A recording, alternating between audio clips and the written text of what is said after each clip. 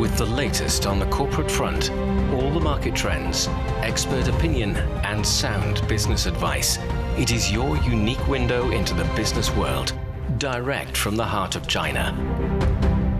Hello and welcome to Biz Today. I'm Zhao Yang in Beijing. China is making a big push into the industries of the future. Beijing has laid out plans to accelerate everything from biotech industry and quantum computing to commercial space, 6G, and the low-altitude economy. Today, we'll take a look at some of the strategic emerging industries. First, China's biopharmaceutical market ranks as the second largest in the world. In the first half of this year, Chinese drug developers signed 144 deals with foreign pharmaceutical companies, accounting for one-third of all global agreements. Licensing deals for what are known as innovative drugs surpassed $60 billion in the same period. At the same time, Beijing is pushing hard to speed up approvals, strengthen R&D capacity, and nurture innovation. So why is biotech seen as a strategic emerging industry? Will China become a biotech powerhouse? And how will this even reshape the future of global pharmaceutical industry? For more on this, join us on the line now are Professor Qu Qiang from Minzu University of China, Li Lun, Assistant Professor of Economics, Peking University, and also Yan Liang, Professor of Economics, Willamette University. So Yan, China says it's fostering the emerging strategic industry. What's the bigger vision here? And what does this really mean in practice? Well, I think the visions here are both for sustainable growth, but also in terms of self-reliance and security. I think when it comes to growth, we know that China has experienced decades of the more extensive growth that takes a lot of resources. But the next chapter of growth should come from the so-called new quality productive forces, right? So that is technological innovations, that's productivity growth. That also comes with innovations and new products, new markets.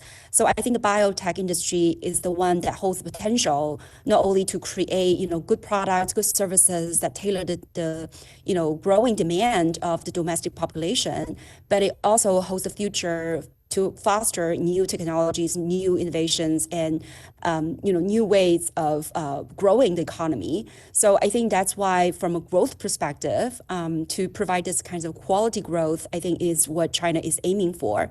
The second factor has to do with self-reliance. I think biotech is a very essential industry. It's a very critical industry for any country. So I think China needs to be able to develop its own medical equipment and drugs domestically. So that would help to maintain, its self-reliance and independence. So I think both strategic, visioning, right, in terms of fostering the next generation growth, but also to secure and to have the self-reliance on its own biotech development. I think, these are really the fundamental reasons for why China focuses so much on biotech, as well as other emerging technologies as well. And so, Li Lun, China has moved into the top 10 of an annual global ranking of most innovative countries. So what are the main factors driving China's innovation capabilities? Yeah, so I think China's rise in the global innovation rankings is the result of several factors. So I think first of all, China has consistently increased its R&D spending.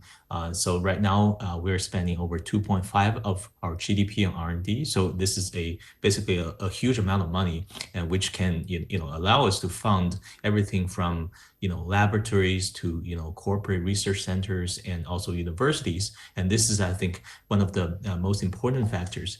And also, I think China, compared to other nations, one of our advantages is that we have a very deep pool of human capital. So first of all, we produce millions of STEM major graduates every year, and also we have programs that attract the top tier Chinese scholars and also international scholars to work in China, which basically kind of is reversing some of the brain drain that U.S. has been heavily relying on.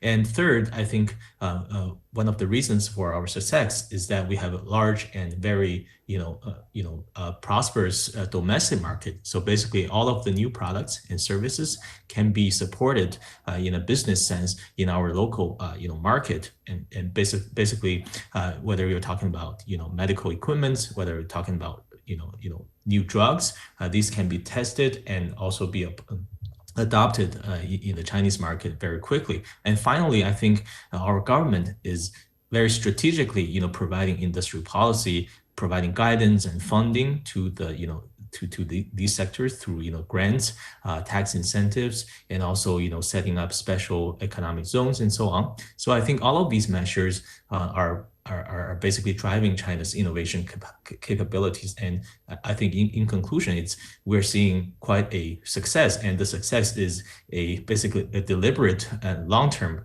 result of our national strategy. And Professor Chu, so China is doubling down on biotech industries. So tell us more about the background and how significant is this moment for China's pharmaceutical sector? Well, the reason why we're doubling down on this pharmaceutical industry is because self-sufficiency and technology independence. And plus, I think this is very important for the people's health care. China is an aging society right now. This is not only a simple livelihood or aging issue, but also it concerns the economy, concerns our economic transformation, concerns about national security. In an aging society, probably we're going to face a lot of healthcare issues, and these healthcare issues can be translated into the vulnerability and the sustainability of the whole community. And also an economy, when a major demographic structure is shifting towards the aging population, I think a lot of paradigm in economic growth will be shifted. For example, the marginal demand will be weakened, but also some other spending, what we call the hardcore spending on the healthcare, on the nursing services, and all that will probably become very, very important to sustain the whole nation to go across this demographic cycle and waiting for another younger generation to be born. So I think that's the reason why I think the pharmaceutical industry is probably the uttermost important, what we call the baseline industry of the whole society. And also, I think this is a very important, what we call the champion area for all the nations to compete inside of it. America are doing it, European Union are doing it, Japanese companies are doing it, because if anyone who can seize the intellectual property rights, if anyone who can make a breakthrough in this area, they're going to monopolize the whole area and create gazillions and a huge amount of the profit in this area, and also choke the neck of the other countries' development. So I think this is very important. This is what we call the commanding height. And China has been acting as a follower on this track of businesses for very, very long time. Until recently, we've been making lots of the breakthroughs, like the Hengrui Pharmaceuticals. They're coming out with their very innovative PD-1 and also the prototinib, and also the Beijing, and also with the Colon Pharmaceuticals and the Renomet gene, and all those companies representing the highest level for not only China, but also the rest of the world. Even American tycoons like the Eli Lilly, like the Astricon, and also like the Pfizer's, and all these companies are trying to cooperate with the Chinese counterpart to make more of the innovation in the future. So I think that's the reason why we see this silver lining. We see there a hope in there, and we're doing pretty well. And this is the right moment to double down on this very important pivotal moment. And yeah, so out-licensing has become a common model for Chinese drug firms, selling the early stage drug candidates to global partners. So why do you think is this model? What's the benefit of it? Well, the benefit for the Chinese companies are that they're able to gain access to the R&D infrastructure that global partners are able to provide. It also gained access to clinical trial expertise, but more importantly, I think the entire commercialization network. And for the foreign partners, they are able to get to partake in these drug developments and to be able to market or sell some drugs and technologies or intellectual property. So in this sense, it is a win-win because I think for China, they are able to allow these biotech firms to capitalize on their innovations without having to handle the entire commercialization process. It would also allow Chinese firms to gain, earlier financial returns and enable the market to enable the product to really develop further and reach its full market potential. So in a sense, I think, again, this is a win-win approach. And that's why we're seeing, just in this first half of the year, there's a lot of partnerships that Chinese biotech firms with, Pfizer, AstraZeneca, and others to have this kind of licensing model to develop, biotechnologies and products. And Yan, so how do you think might China's growing biotech capabilities change the global pharmaceutical industry in the near future? Well, I think we know that with all the support and all the, unique advantages that China has, I think Professor Li Lun has elaborated on, both the government vision, the larger market, and the scaling up effect, and a lot of, new technologies that are being integrated into this biotech industry, as well as very large talent pool to draw on. It allowed really China to expand, advance innovation pipeline. So basically, in the past few years, from 2021 to 2024, the number of innovative drug candidates in China has actually doubled. And in the same time, I think China also see not just a quantitative expansion on its innovation drugs, but also in terms of the quality of these drugs. Right, the next generation kind of technologies have been mushrooming in China. So as, for example, the so-called next generation therapies, which include, cell and gene therapies, antibody drug conjugates, and also bispecific antibodies, all of these have seen tremendous growth in China, and these account for about 39% of all the innovative candidates. So the long story short is I think China has been making really great progress in both the quantity of the amounts of innovative drugs that are being developed, but also in terms of the quality improvements on those drugs. So I think China is taking a leadership role in here with the United States, of course. But I think that's really a huge contribution to the global biotech industry.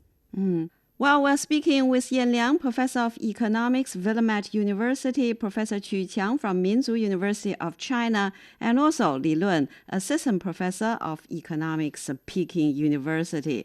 And after a short break, we'll take a look at another industry of the future, the low-altitude economy. Stay with us. Welcome. I'm Elaf Elad, economics professor and member of the Data Science and AI Center at New York University, Shanghai. On the World Today program, you can find in-depth and impartial insight, as well as critical commentary on key trends in the Chinese economy, financial technology, business, and blockchain. To prepare for the world tomorrow, join me on World Today.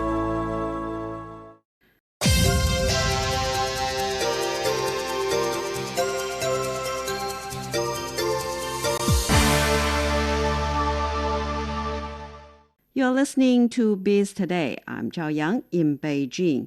China's low-altitude economy is taking off. At the heart of this momentum is the second review draft of China's civil aviation law, which includes new measures to support innovation in manufacturing and optimize the allocation of low-altitude airspace resources. And Chinese authorities have also established a dedicated department for the low-altitude economy. So, Professor Qu Qiang, the low-altitude economy has been highlighted in China's government work report for 2 consecutive years. So why is it becoming such a strategic focus, do you think? It's been concerning a very, very complicated whole system because low altitude economy is not the drones only. It's not just the toy helicopters or flying cameras, but it have all kinds of the drones, like the delivery services, like the transportation, like the photo shooting, like the remote sensing, and everything, can be covered by all the systems. Because we used to have what we call the horizontal systems of all kinds of the information flow, like you have all the transportations, you have all the kind of the mapping systems, you have all kind of the delivery services, and people's going around is basically horizontal, even though you're flying with a flight, but basically it's on the ground. But now everything can be happening in the horizontal a perspective. So it's a 3D dimensional. The whole space, not only on the surface of the Earth, but also in certain part of the air can be utilized for all kinds of human activities. It will have a multiple, factors be in the system, like the air transportation, air delivering services, and also air services, air agriculture, even air manufacturing. So I think this is basically very typical and a classic representation of the new quality productive forces. So, yes, what makes it a representative of new quality productive forces? Well, so the so-called low-altitude economy refers to economic activities taking place in airspace below 1,000 meters. So this is a very broad concept. So it does involve, manufacturing of drones and other unmanned aircraft, but also the applications of all of these technologies. So the reason that it's such a strategic industry is partly because this is a huge market potential. I think the market value is going to reach over 1 trillion yuan by the end of this year and over 3.5 trillion yuan by 2035. So in terms of growth potential, it's definitely a strategic industry. But moreover, I think when it comes to technological innovations that we're seeing in this low altitude economy, combining, aircraft manufacturing, AI, these really hold the promise to transform the entire transportation system. But also, I think, as Professor Chi mentioned earlier, this is going to be able to integrate in many of the sectors. Be it, agriculture sector, you can use the drones for crop monitoring, spraying, and other farming tasks. But it can also be used in the delivery industries, air mobility industries, aerial tourism, and emergency services, as well as research and others, and surveillance and security, public management, smart cities, you name it, the list just goes on. So just in terms of both its market potential, but also, how the type of all-purpose technologies can transform various sectors of the economy. I think that's why it has been, given so much strategic importance in China's, 5-year plan, in the 14th 5-year plan. And also, as you mentioned, right, it has been in the work report and it has been really put in the long-term sort of development plans. And I think, again, China has been one step ahead in developing EVs. And so I think, China is going to continue with that momentum and develop the low-altitude economy going forward and become the leader in the global landscape. So, Professor Qu Qiang, the low-altitude economy is booming here in China. What are the business opportunities in this sector? I think there are huge business opportunities.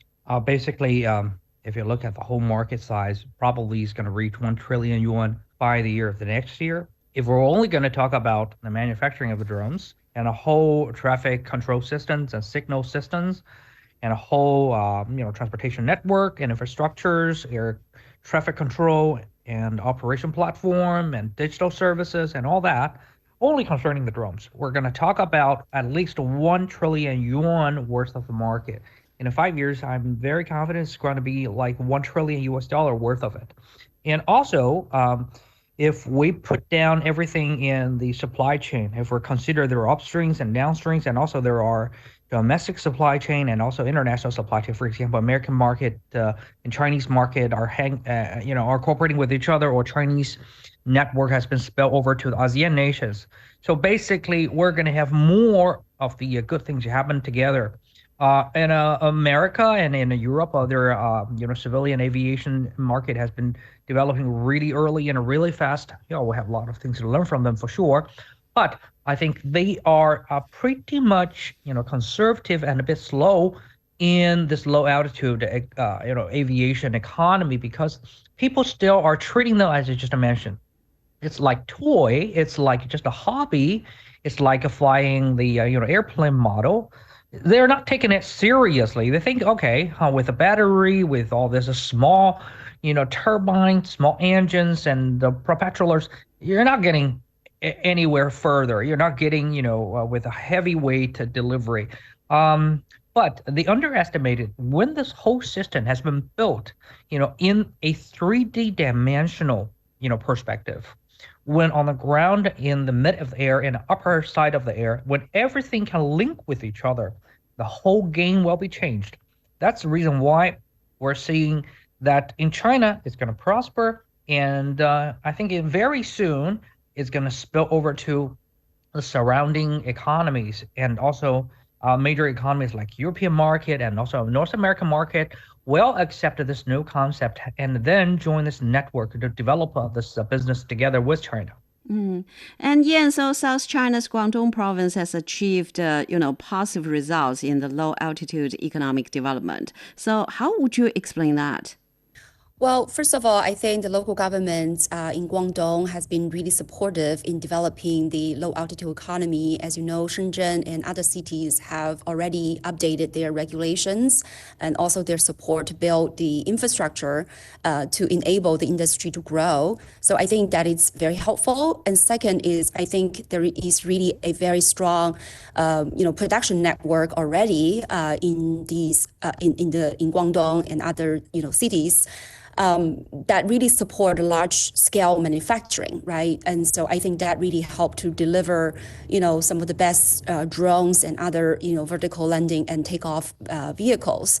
And third, I think, there's also a lot of talent pools that the government has been, the Guangdong government or Shenzhen, that have been really trying to recruit and retain and over the decades. And so there's a lot of professionals and talent pool to draw on and a lot of innovative enterprises.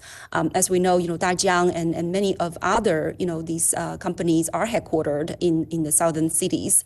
So I think those are really helpful. And last but not the least, I think, with the Great Bay Area's, the strategic plan, right, to build a very interconnected area, regional economy, that really provides a lot of market demand and user cases for drone deliveries and also for air transportation. So I think combining all these factors, government support, talents, entrepreneurs, also large market and manufacturing capacity and large market user cases, all of these, I think, really cement Guangdong and Shenzhen as really, I think, the leading area for the drone economy or the low altitude economy in China. And yeah, how can the low altitude economy change the urban air mobility, do you think? And what are the commercial application of it in various sectors such as industry, agriculture, and services? And how to make it more cost efficient? Well, I think as you mentioned, right, first of all, the drone technology can be applied in many sectors, from manufacturing to services to research and emergency responses to public administration and so on and so forth. And I think the air mobility is a very interesting one. And as I mentioned earlier, the idea of building the Great Bay Area is to utilize low altitude economy for air mobility. So then it will be able to transport a person from, let's say, Pearl Delta area city to Hong Kong within just an hour. So this will boost efficiency, but also resolve some of these traffic issues. And so I think that would both help to boost, right, this integrated regional development, but also provide, again, a very large market demand for the low altitude economy. So it's kind of, self-reinforcing, a virtuous cycle that on the one hand, you have this regional development enabled by better, more efficient air mobility. And on the other hand, development of this regional economy would help to boost the demand of the low altitude economy. So I think we can see this kind of a healthy cycle. And I think that would also be useful to think about how to expand to a nationwide initiative to, again, accelerate the uses of drones. And so one of the things, as you mentioned, is the cost issue. Right now, it's still relatively expensive for this kind of intercity air mobility. But as we're able to build more infrastructure and lower the cost of these drones and vehicles by largely by massively increase the production, I think that will really help to bring the cost down. And I think that is also one of the great advantages for China compared to countries like the US or some other European economies, is that China is able to rapidly integrate the technologies and deliver the scale effect and set it as a strategic goals. And so I think that really puts China ahead. And the low altitude economy is also a burgeoning sector in the world. So what is the global landscape of it? Well, I think, as I mentioned earlier, many countries see this as an opportunity. So countries like US or other European economies, they are also developing their technologies and updating their regulatory framework and trying to collaborate to promote the low altitude economy. So for example, Germany and France, they are testing urban air mobility flights in major cities as well. But that said, I think, again, China stands out for three major reasons. One is that China really sees this low altitude economy, not just one sort of sector in the economy, but it really sees it as a strategic industry that has the potential, right, to transform many sectors. And so I think that strategic vision is really getting a lot of support to pull in both private and public capital to develop the sector and technologies. And second is China's very impressive scale. That's allowed China to have the really rapid growth to expand the user cases of these low altitude technologies. And last but not the least, I think China is also making really fast moves to integrate, the low altitude economy and technologies in the broader economy and society. So deliver a drone, still it's sort of a science fiction in the West, but they now become a daily, reality in China. So I think that's just the impressive speed at which China is able to utilize and adopt technologies into the broader, sectors and economy. Well, we're speaking with Yan Liang, Professor of Economics, Willamette University, Professor Qu Qiang from Minzu University of China, and also Li Lun, Assistant Professor of Economics, Peking University. And that's all the time for this edition of Biz Today. To listen to this episode again or to find more previous episodes, you can download our podcast by searching for Biz Today. I'm Zhao Yang in Beijing. Thank you so much for listening.